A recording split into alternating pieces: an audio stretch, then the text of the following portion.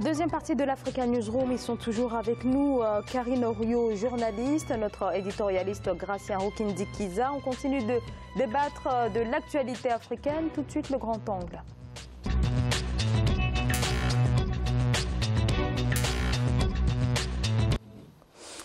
L'économie sud-africaine, tous les indicateurs sont au rouge. L'Afrique du Sud, c'est toujours une dette en forte hausse et un chômage record qui touche près de 28% de la population. Une crise persistante donc marquée également par des recettes fiscales en berne. Les explications de Marcel Farba-Maroun.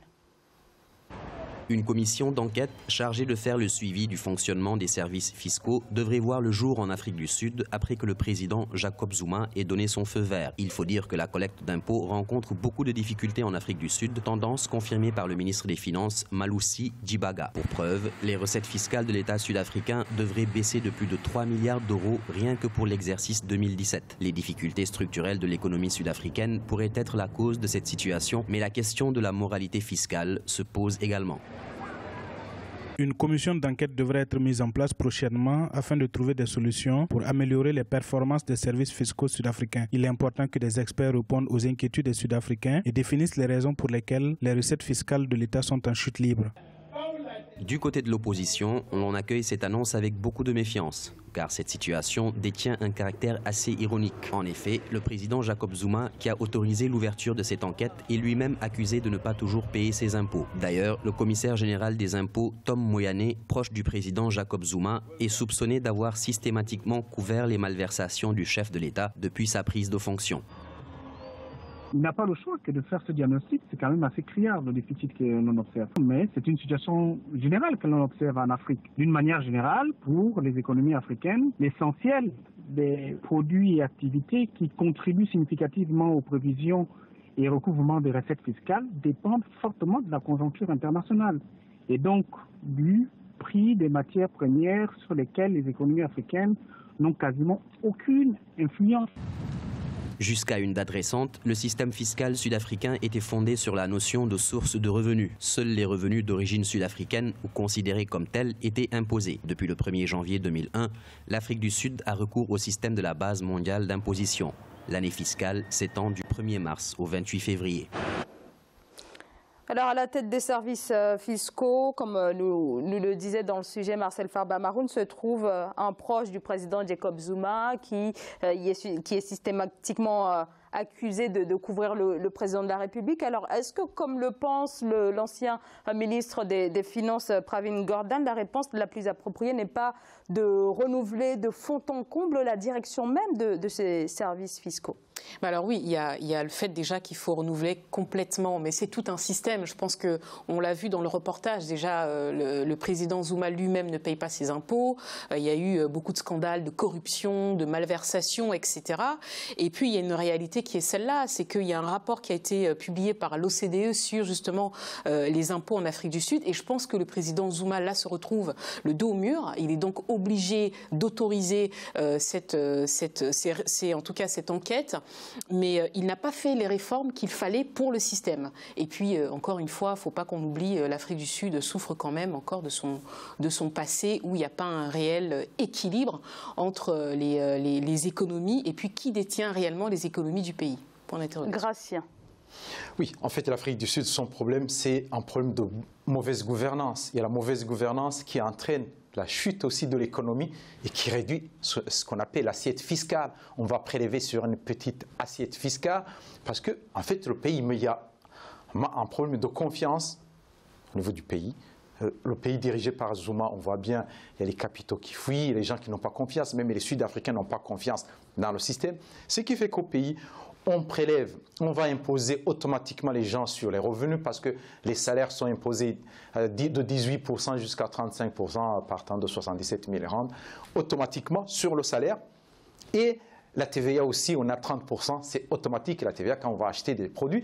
Par contre, les grandes sociétés, il y a beaucoup, comme le système, c'est le système Zuma avec quelques amis, même on a parlé de Gupta, cela veut dire qu'il y a beaucoup d'exonérations déjà qui sont pour les grandes entreprises qui devaient payer beaucoup d'impôts. Et en plus, c'est que l'économie en berne, l'économie qui baisse, il y a moins d'argent pour le prélèvement. Avec 0,8%, je pense que l'Afrique du Sud, vraiment, il y a un vrai problème pour ce pays, tant que le pays ne va pas diversifier. Il y a des minerais, mais des minerais maintenant, presque maintenant tout le monde en a, et puis c'est au rabais. Il faut que l'Afrique du Sud change, s'adapte au niveau des services. L'Afrique en a besoin. Oui, on voit les Africains se tourner vers l'Europe, la Chine, les États-Unis, mais on voit rarement les Africains se tourner vers l'Afrique du Sud, qui était une grande puissance maintenant, qui est la deuxième puissance économique après le Nigeria. Alors l'Afrique du Sud, c'est aujourd'hui une croissance de vraiment très proche de 0,7% contre 1,3% initialement prévu, un déficit budgétaire de 4,3%. Une délégation du FMI était encore il y a quelques jours présente en Afrique du Sud. Est-ce que le pays se dirige clairement vers une aide, un soutien peut-être du FMI, Karine Oriot? Alors moi je ne sais pas, mais si ça se passe comme par exemple au Gabon ou alors au Cameroun, eh ben, ils vont certainement bénéficier d'une aide, mais il va falloir il va falloir qu'ils prennent un certain nombre de mesures, et je ne sais pas si le président Zuma est prêt à prendre ces mesures-là. C'est toute la question. Est-ce qu'il va jouer le jeu? On se rapproche de la période cruciale des élections présidentielles.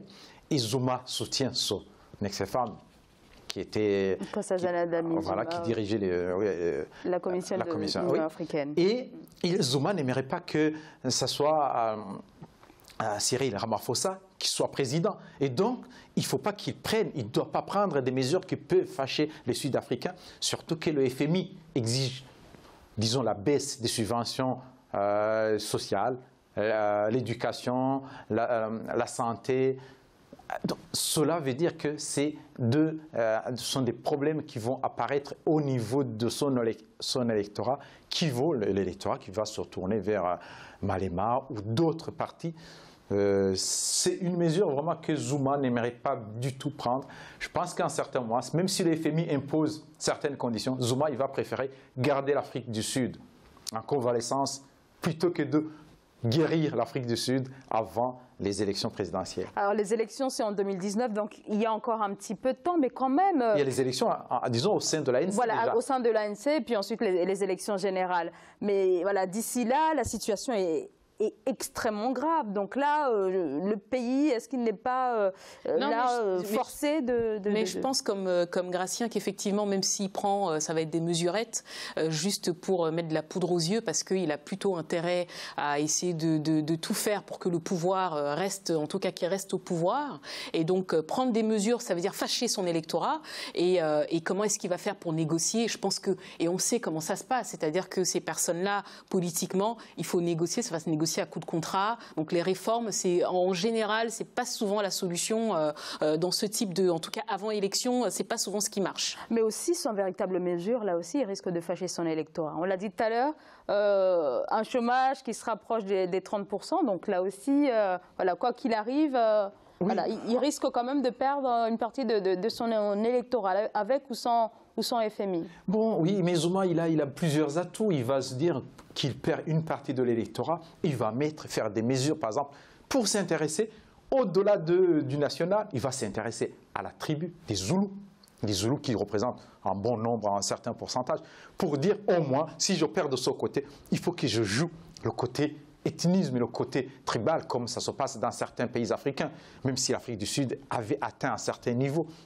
Vous savez, le pouvoir, quand on est au pouvoir, on est prêt à faire tout pour au moins sauver son ex, pour que son ex soit au pouvoir et qu'elle puisse le protéger. Sinon, il joue tout. Si jamais il perd, son ex perd les élections, c'est Cyril Ramaphosa ou quelqu'un d'autre, où il est obligé de composer. Cela veut dire qu'il peut aller en prison à un certain moment. Alors, quelles sont les conséquences au niveau des investissements étrangers de toute cette crise dans le pays? On peut parler aujourd'hui d'une fuite des capitaux étrangers en Afrique du Sud? Oh, moi, je ne crois pas. Je pense que je pense pas qu'on parle. Après, effectivement, les investisseurs s'intéressent beaucoup et quand même la bonne gouvernance, c'est un curseur qui est assez intéressant. Mais je pense qu'ils continuent de faire, entre guillemets, leurs petits arrangements pour les contrats et que les investisseurs sont toujours là. Hein. Je pense que, vous savez, il y a plein de pays qui sont instables aujourd'hui et il y a tout le temps des forums qui sont organisés, il y a tout le temps des investisseurs qui n'ont pas peur et qui se rendent dans ces pays en question. Donc non, je crois pas. En fait, on peut parler de fuite d'une façon déguisée parce qu'il y a ceux qui veulent investir vraiment d'une façon à long terme, durable, peuvent ne pas le faire. Aujourd'hui, l'Afrique du Sud subit ce qu'on appelle la spéculation. Il y a des gens qui viennent, qui investissent juste pour acheter les actifs qui perdent de la valeur, pour les revendre au moment où ça va remonter. Cela, on peut dire, c'est de l'économie spéculative pour les gros capitaux, plutôt que de l'économie vraiment qui investit pour qu'il y ait des retombées au niveau national. Donc la question d'une fuite des capitaux ne se pose pas encore pour l'Afrique du Sud, sachant que Moody's menace quand même de dégrader sa note. Oui, elle ne se pose pas de cette façon, mais on peut dire que d'une certaine manière, oui, les capitaux qui sont stables, oui, fuient le pays, mais les capitaux, disons, volatiles, les gens qui achètent cela pour revendre. Donc, ça existe maintenant. C'est la situation actuelle en Afrique du Sud. Karine, un dernier mot sur... Moi, je suis entièrement d'accord avec Gratien. Maintenant, hâte de voir comment est-ce que les élections au sein même du parti vont se dérouler. Et puis, je suis sûre qu'il va y encore avoir des révélations parce qu'en général, quand il y a ces élections-là, il y a beaucoup d'enjeux. Et donc, voilà, on suit de près ces informations-là. Merci beaucoup. On va marquer une courte pause. Restez avec nous pour la suite de l'Africa Newsroom.